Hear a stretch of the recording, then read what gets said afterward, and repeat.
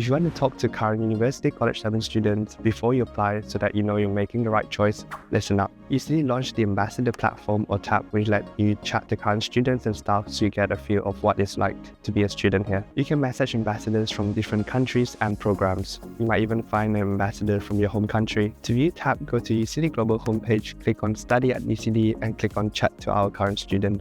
If this is the first time you're in this platform, you need to create an account. Follow the steps on the screen to set up your profile. Once you log in, you can start a conversation with a student or staff by clicking on Ask Me a Question button. All ambassadors have a bio and a list of interests and hobbies, so you can easily connect with the people who like the same thing as you. We have ambassadors who like fashion, gaming, volunteering, and more.